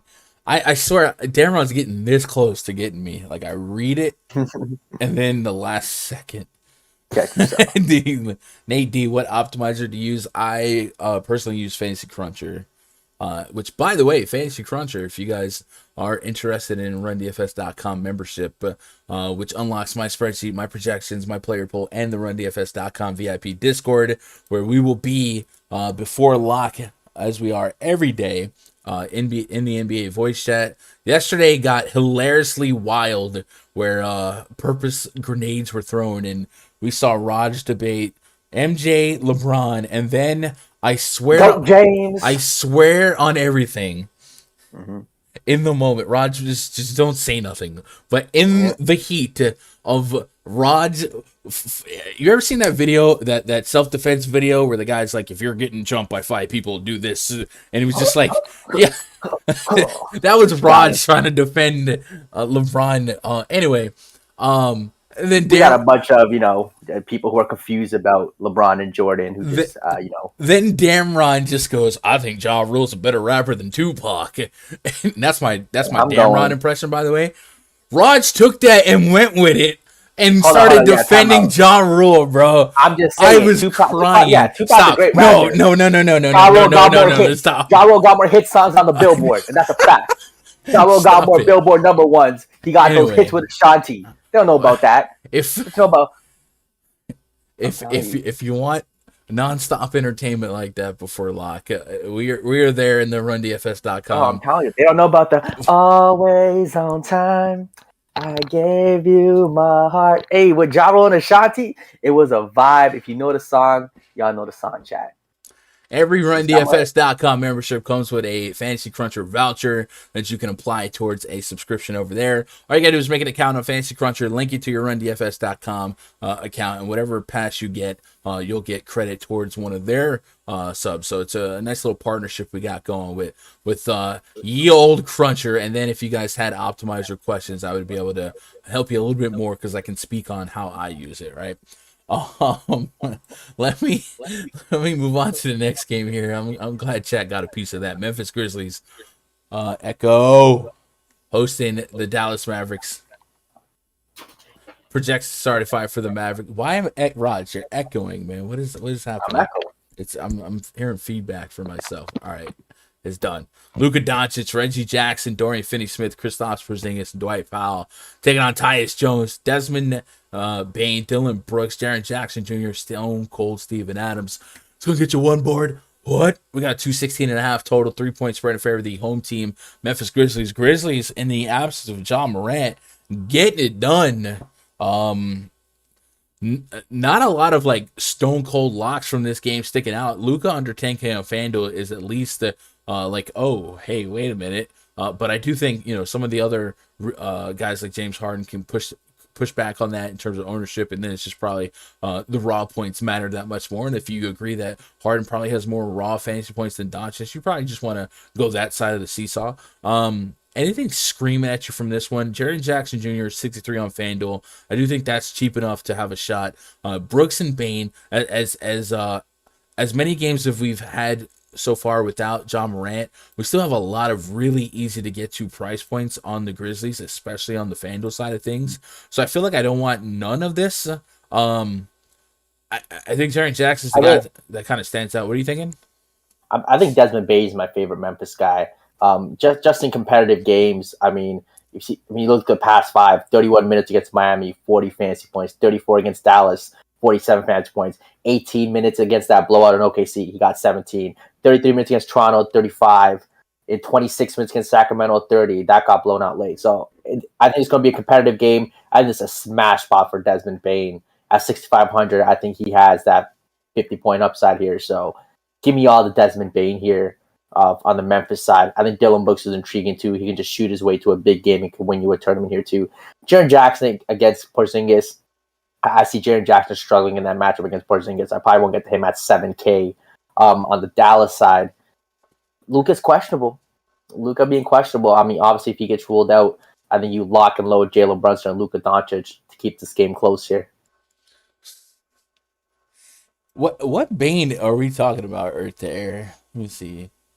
Bane. I don't know of a Bane on the Raptors, because it's the second time you mentioned that. And they said if Bane is out, does it help Boucher? I'm perplexed right now. Just perplexed. Anyway, Dylan Brooks. So let's talk about what's going on with the Brooks and Bane combo. Because I definitely think I can't have none of one of these two. So far, Bane has been the better guy. But the usage still kind of suggests that Dylan Brooks is going to have games where he'll thrive as well. So maybe don't be overreactionary to the recent production. And then also, is Luka a guarantee or is it to be determined? And same with Porzingis on a back-to-back. We have to watch those. We might get some grenades just spilled into the room. I got a Q tag on Luka, and he is dealing with left ankle soreness. Is officially questionable. So if Luka was down, it might open up Jalen Brunson at 5,400 to be a high ROI play in terms of points per dollar. And you might even get him into a core. And same for Tim Hardaway, coming off the bench, has been absorbing a lot of usage. And then Porzingis would also just kind of profile well as long as he played as well on a back-to-back. I didn't see his name on the injury log, so I'm not going to over-speculate on that one. But for the Grizzlies, let's take John Morant off. And I just want to put the big three on here. The big three, Brooks, Bane, and Jackson. Might take me a minute. It seems like AMF is pretty busy right now, or my computer's slow. Probably a little bit of both. Raj, I can't believe you're actually doing this in chat right now. I mean, hey, man, I'm letting people know. Gotta clarify, let them know. Chat, while he's letting y'all know, could you hit that thumbs up for me? It's free. I'm a nice guy. Also, remember, tomorrow's a 3-game slate, so the stream will be at 4 p.m. Eastern, 3 p.m. Central. So not the normal time. 86 minutes of sample size, so almost not even worth talking about. But Dylan Brooks still holds the highest usage rate. He just hasn't converted it into positive fantasy points. So I'm still holding out for a game where Dylan Brooks has one of the better nights in terms of fantasy points on the Grizzlies team. There's been a couple blowouts in there. There's been a couple of games where Bane just got stupid hot. So I think Dylan Brooks keeping his let's go home. Would you tier 2 Bane? Maybe. I'm in the middle of a donut right now. Hold on. Lil Uzi Levert gonna get 1 board. What? 1 assist. What? 20 points. What? Yo, Dougie Fresh, man. I appreciate that $5 dono. Lil Uzi Levert. I like that. All right. I can work with that. Dylan Brooks, 36 minutes against Miami, 30 minutes against Dallas. So a comparable minute projection here, 30-36 in a close game. The clamps have been put on by the Grizzlies defense. They've been pretty rock solid too. And then I think Dylan Brooks is 6K. I'll have a decent chunk of. You mentioned Desmond Payne. The question is, would you tier 2 Desmond Payne? That's gonna be a hard maybe. 65. I really want well north of 30 fantasy points, 40 and 47. 40 plus. Yeah.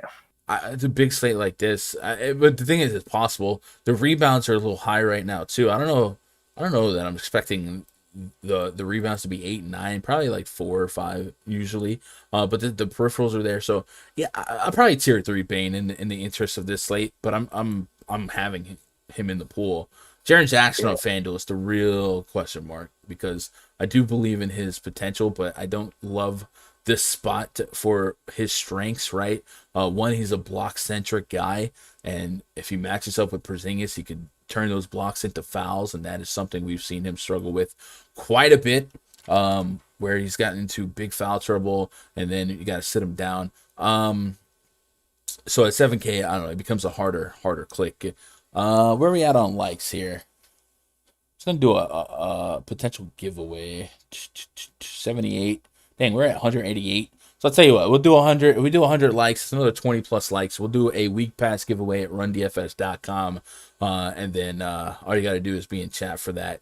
And so we got 3 games left. Let's try to zoom through it just a little bit and try to get us out of here within 20 minutes. Blazers at the Warriors. Dennis Smith Jr., Norman Powell, Tony Snell, Robert Covington, Yusuf Nurkic maybe up against Steph Curry, Jordan Poole, Andrew Wiggins, Draymond Green, Kevin Looney, Dennis Smith Jr., Anthony Simons in the cut, Norman Powell as well. Life without Damian Lillard, life without CJ McCollum, who is suffering from a collapsed lung. Hope he gets well. The usage in the minutes will be as much as they can handle for Dennis Smith Jr., Anthony Simons, Norman Powell. Norman Powell will probably project the best at 48 on DK.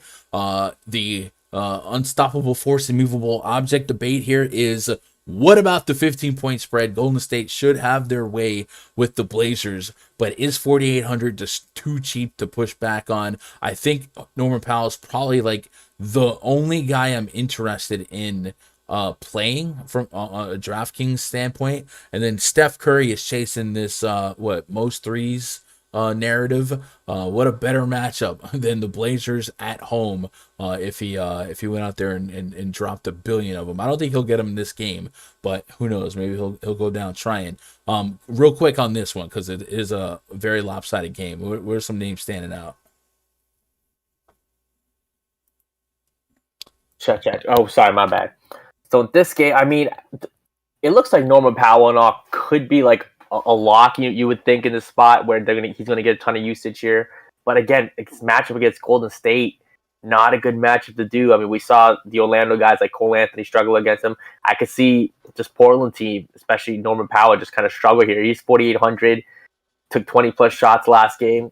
I could see a poor shooting night here. So it's like, at first glance, Norman Powell 4,800 with no McCollum, no Lillard, you'd think you would just lock him in. But in this matchup, I think he's closer to kind of just like a 10, 20%. I don't want to fully fade it, but I could see definitely downside here. DSJ, like I said, if Simons plays, I think that takes the upside away from DSJ a little bit. But if Simon sits, he's another one of those guys too where he's got the price at 5,800. I think he kind of falls in that Norman Powell spot too, where tough matchup, but he's going to get a ton of minutes and usage. So again, in deep field tournaments, I like it. In 20 lineups, you want to get a small percentage. I like it too, but not running to it. Golden State, Curry chasing that record. He wants 8, 10 threes here, put on a show, 11-4. Again, I probably like Embiid over Curry, Harden over Curry, Jokic over Curry, and he's priced right next to those guys. So I probably get to know Curry today. Yeah, I don't think that's a crazy take. I'm kind of with you there. Just meditate on what to do with Norman Powell here, and I like the projection I'm getting on him, and the minutes. Even you put potential blowouts in there. Let's go home. Let's do it. We got another. Don't know. Hey, from good old Dan Ron. Stream so long. So Got long. me watching booty eating vids. Oh, booty eat, bro! I tell you what. When I first saw that, I thought it said bloody eating vids, like the English adjective. Dan Ron trying to get his protein in. Do what you must. Keep that woman satisfied. King's hosting the Magic. God dang it! Holy. Whatever floats your boat.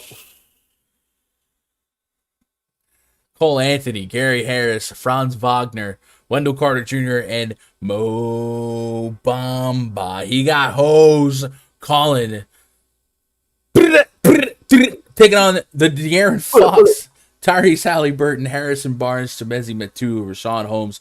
We got 2-2-2 and another one, too, is our total. 6.5 points spread in favor of the home team, Sacramento Kings. So, hey, that Nets Rockets game, that looking pretty thick. 2 C's, no K. But this game has a nice total to it, and there's some really, really easy to get to price points, potential stackability. It seems like every slate, the Magic look like a decent stack, points per dollar. And here we are again. No one on this Magic team feels like they're off limits. I wouldn't even hate you if you thought 3,900 on Gary Harris was a obtainable on DraftKings. But Cole Anthony, 82 on FanDuel, 7,600 on DK. It wasn't that long ago. He was dropping 50. So I think without Jalen Suggs, that potential still there in a matchup that could be a little bit more neutral. He's in the mix for me. Franz Wagner shot at 30 fantasy points. He's in the mix.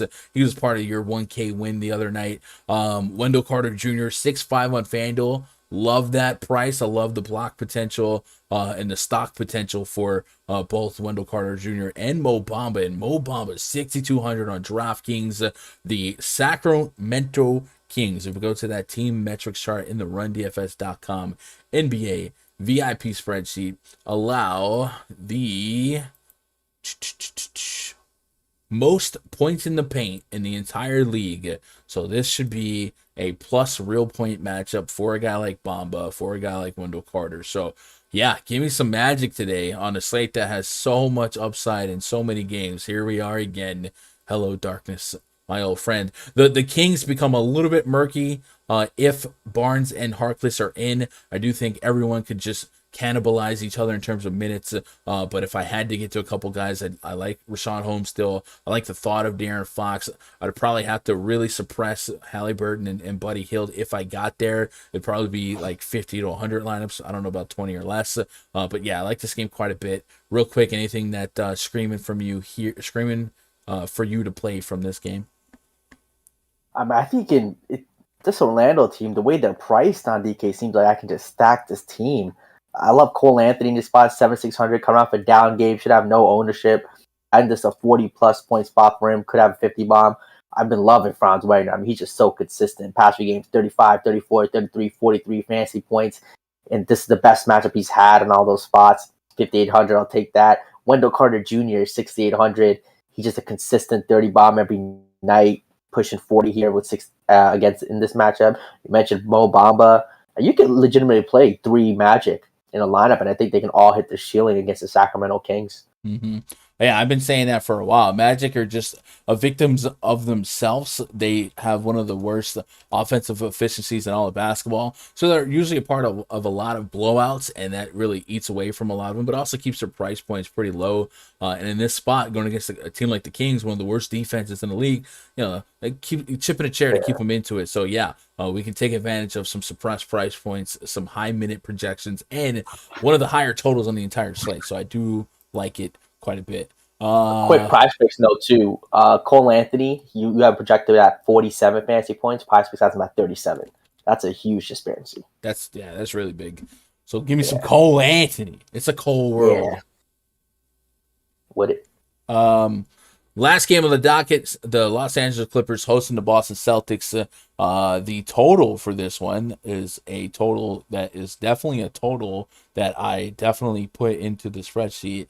That is a total. Clippers. 210.5. Clippers favored by 4.5. 210.5. Clippers favored by 4.5. And this was updated before Jaylen Brown got ruled out. So your projected starting lineup for the Celtics is going to be Dennis Schroeder, Marcus Smart, Jason Tatum, Al Horford, maybe Robert Williams. We'll see. Horford's another guy you got to kind of watch on a back-to-back. You just never know. Clippers project starting 5, Reggie Jackson, Paul George, Marcus Morris, Serge Ibaka, and Ivica Zubac, 210 total. Jason Tatum, 10.6K on DraftKings, 9,700 on FanDuel. I mean, on FanDuel, that sub 10K price point in life without Jaylen Brown, we know his use is still going to be spiked, and we know Dennis Schroeder has an opportunity to fill up the upside column, right? Yesterday, maybe a little bit lackluster in terms of what we expected, but at 6'3", 62, 30 plus to 40 plus fantasy points is still a range of outcome for him. So I do think the Celtics give us some justifiable plays pre-flop, and even though it is a back-to-back, they didn't have to do any travel staying there in Staples / crypto. Clippers side, Paul George is 8,900 on FanDuel, another big price discrepancy from FanDuel to DK. Think about this one. This is almost 2K different. 89 on FanDuel, 10.7 on DraftKings. So extremely different tiers in terms of playability versus site to site. And then Reggie Jackson, 5.5 to 6K. Marcus Morris at 4,600 on FanDuel. He's had a couple of strong games at this price point that perhaps there's some value left at this price point that I can get behind.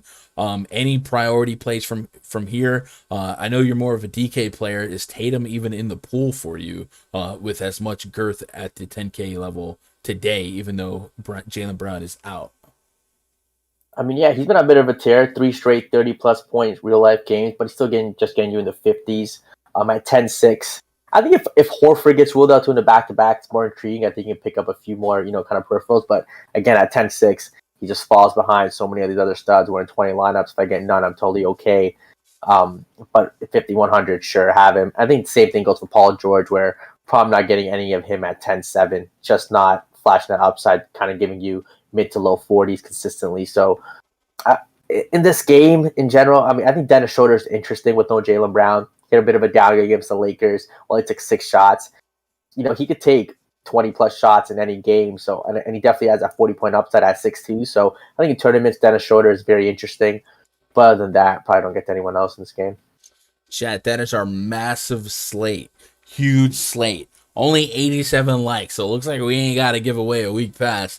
I'll give you a minute to get them likes up. But yeah. Like button. There's going to be so much. Hit it for Tupac. If y'all real Tupac fans, hit the like button. Okay, careful. Careful now. See how many Tupac fans there are. If you guys got anything else for me, though, twitter.com/Gundecker.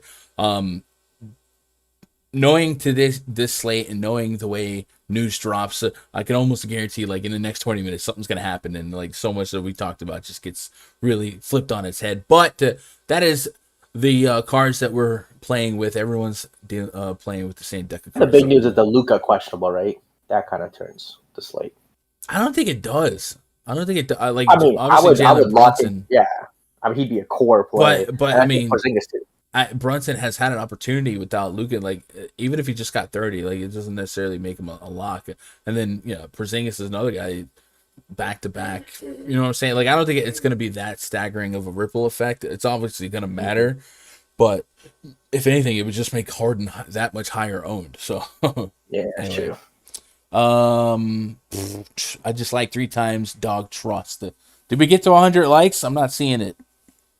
I see her say 100 likes. Anyway, F it. We'll do one giveaway. I'm sure you guys will get me. Skimmer. What up, Skimmer? Lorenza, not soft. Yeah, I'm afraid to do this anyway. But let me do a week pass giveaway. We'll just do a 5-minute countdown for it. And if you guys have any questions, comments, concerns pertaining to the slate as well, drop them in chat, and I'll try and speed round it real quick. Let's complete the last one. If you guys win this giveaway, DM me on Twitter, twitter.com/Gundecker. Last week, somebody won a giveaway, and then like 3 or 4 days later, they DM me. It's like, hey man, I won this giveaway. I still ain't got it. I was like, come on, bro. Like, what am I'm not supposed to just know your email. I need you to type your Twitter handle in chat if you win, and then DM me on Twitter with an email so I can get you set up. 5 minutes, get going. Throw those questions, comments, concerns in chat. We'll try and knock it out, and I'll get you guys get out of here immediately following the stream. I'm going to be in the RunDFS.com NBA VIP Discord voice chat, which is right here. You ain't gotta talk. You can listen in, enjoy the fun, make your lineups, or you can grab a mic, join in the conversation, and be part of the action. I will be grinding my player pool in the RunDFS.com NBA VIP spreadsheet. That's gonna look something like this. So if you do get VIP, you click the link to the spreadsheet, you click the link to the Discord, and then the worksheet tabs, DraftKings FanDuel worksheets, I actually spread out my personal player pool based on my tiers, and then I let her rip, and then hopefully we can have a decent night tonight and enjoy some good basketball. So many games today. Tomorrow, 4 p.m. Eastern, 3 p.m. Central is the start time for that stream. Just 3 games again, and then Friday another big slate. So I would like to see some neutralization of these slate sizes by the league, but I don't know if that's gonna happen. Right? Let me peruse through chat here. We did hit the 100 like goal, so shout out to you guys. I guess that'll also mean that moderator and girlfriend of at Gundacker on Twitter will be part of their stream tomorrow, so help me keep dibs on chat and all that good stuff. So let me roll through here. Am I missing anything? Holy cow, I just see smoke. Hopefully we don't have any more jaw roll debates, because you even got the text chat going. Wow. Aaron Rodgers. Aaron Rodgers. Okay, the puns. I like it. I like the wordplay. I don't see anything about the slate specifically. So I don't know. Real quick, let me see if I make a lineup while you guys are getting that. So I love the potential points per dollar on all of these Magic players. So I'm just gonna jam in a couple of these top value plays in the early projections from an hour ago. I do have to tweak quite a bit based on news that has dropped since we've been live and news that will drop. So if you are in VIP right now, don't worry about uploading these projections to your cruncher yet, because I'm gonna sweep them. I am gonna sweep them in 10 minutes. So I got James Johnson, DeSunmu, Nick Claxton as the top 3 value plays from this far out. So let's put them in the mix. James Johnson, DeSunmu. Ayo, DeSunmu. That's an incredible name. There's a lot of Johnsons. Where's Damron? Jeez. Oh man. Oh no. It just happened. It just happened. James Johnson, Claxton, and who's the other? Oh, DeSunmu, right? So if I put those guys in, I still like Mo Bamba. That's potential late night hammerage. So we'll put Bamba in that util. And we know we want James Harden. I think Christian Wood is a much tougher click on DraftKings, but we know we want Harden here.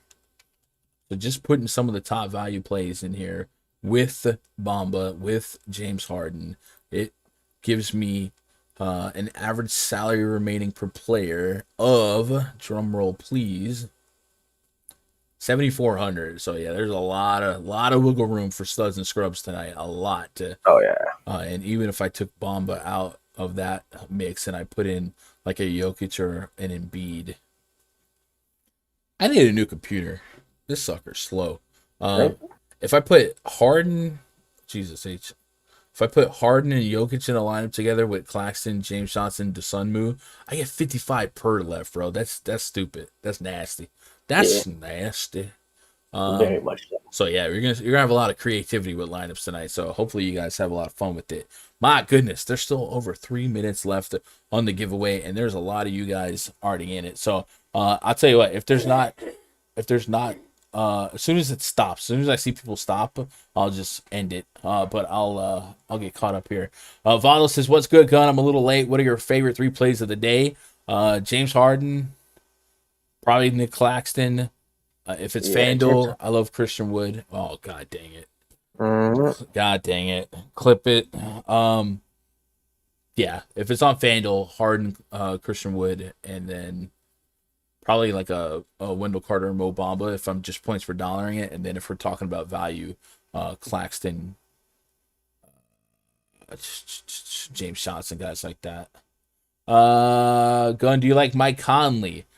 It's just flying under the radar. Nothing unremarkable going against his old nemesis, Patrick Beverley. I don't think he'll be in my player pool, but I don't necessarily dislike him. He's not someone making the cut. Andrew Martinez, what do you think? Anthony, Simons, Harden, DeSunmu, Hero, Beasley, Wood, Carter Jr., and Harrell.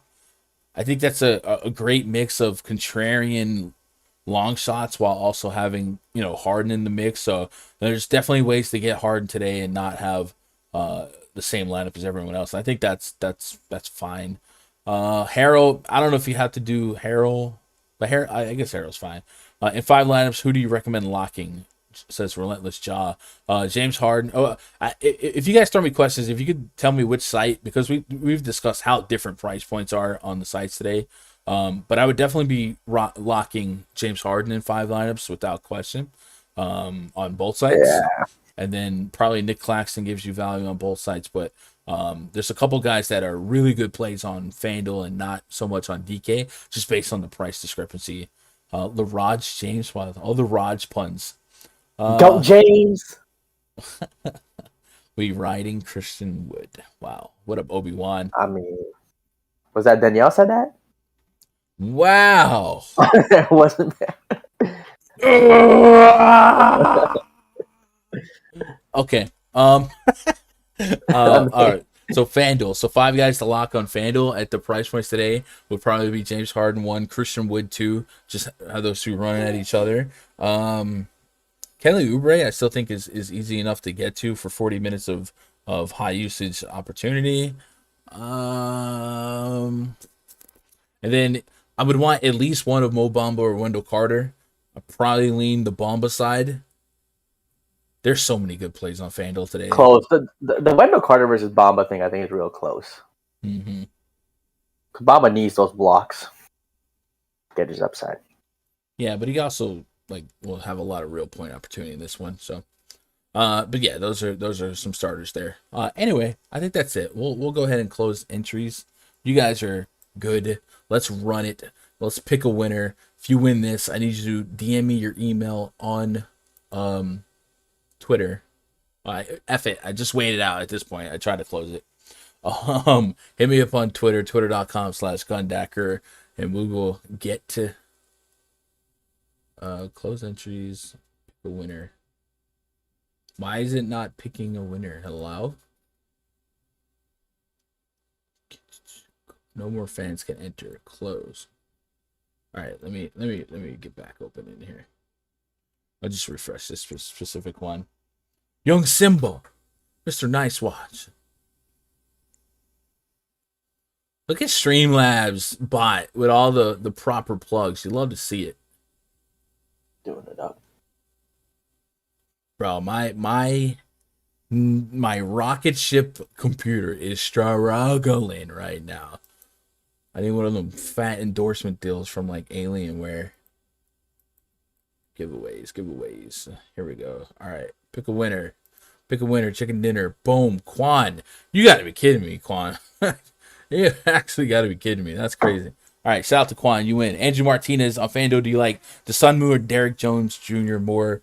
Probably DeSunmu. But it's closer to a coin flip. But yeah, probably DeSunmu. Anyway, chat. That's gonna do it for that one. I'll be immediately in the RunDFS.com NBA VIP Discord voice chat.